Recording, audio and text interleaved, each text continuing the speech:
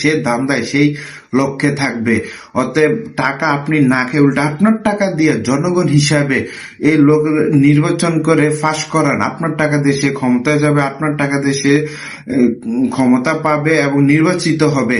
তখন সে সংসদে গিয়ে চিন্তা করবে যে আমার তো 1 টাকা খরচ হয় না, আমি তো 1 টাকাও খরচ করি নাই, তাহলে আজকে আমি কার টাকা চুরি করব, কার টাকা আমি মাইরা খাবো, কেন বাই নেবো, আমি বেঁচে থাকার জন্য কয় টাকা দরকার, কত টাকা প্রয়োজন, একটা গভীরভাবে চিন্তা করে দেখেন। সংসদে যে টাকাটা পাস করব, যেই ভাবে সংবিধানে আসবে, সে পুরা টাকাটাই আপনারে দিয়ে দিবে। অতএব একটাবার গভীরভাবে চিন্তা করে দেখেন, 500-1000 টাকা খায় নিজেরা আর বিক্রি করে না, এত সস্তা বানিয়েন না।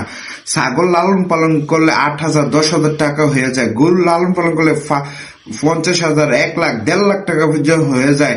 কিন্তু আজকে 1 দিন 2 দিনের জন্য আপনি 500 টাকা 1,000 টাকার বিনিময়ে 2,000 টাকার বিনিময়ে একটা ভুল মানুষকে, একটা ভুল ব্যক্তি ভোট দিয়ে দিবেন, তাহলে এই ভোট আপনার কি জবাবদিহি করতে হবে 5 বছরের জন্য। অতএব গভীরভাবে চিন্তা করে দেখেন, সঠিক ব্যক্তিরে মার্কা দেখে না, দল দেখে না, ব্যক্তি হিসাবে লোকটা কেমন, তার আচার ব্যবহার, কথাবার্তা, চাল চলন। এই যে 2 দিন 3 দিন নির্বাচন হয়েছে, প্রচার হয়েছে, আপনি দেখলেন, তারপর আর দেখলেন না।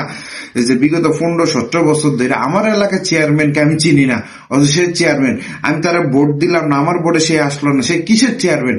সে আমার কাছে এখন যেভাবে আইছে, পরবর্তী সময় এইভাবে আসতে হইব, থাকতে হইব, কারণ সে জনগণের বেতনে ভুক্ত লোক, সে বেতনে চলে, এবং সেই বেতন কই থেকে আসে? জনগণের থেকেই বেতনটা আসে, বেতনটা আসবে। অতএব আপনাদের কাছে একটাই অনুরোধ, আপনারা সঠিক মানুষের ভোটটা দেন। আপনাদের কাছে একটাই আবদার। আর মানবিক শওকত ভাইয়ের নাম আপনি অবশ্যই শুনেছেন এবং ফেসবুক, ইউটিউবে সব জায়গাতে দেখেছেন।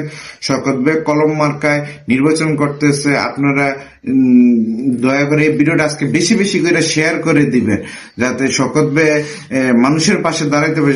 ভাই কিন্তু আগের থেকে মানুষের পাশে আছে। এখন সংসদে শুধু ব্যয় রয়েছে একটা হসপিটাল করার জন্য, মানুষের কথা চিন্তা করে এই নির্বাচনটা করতেছে। এমপি হিসাবে আমরা দেখতে চাই, আপনারা নিশ্চয়ই দেখতে চান। কমেন্টে অবশ্যই জানাবেন। সবাই ভালো থাকবেন। আসসালামু আলাইকুম।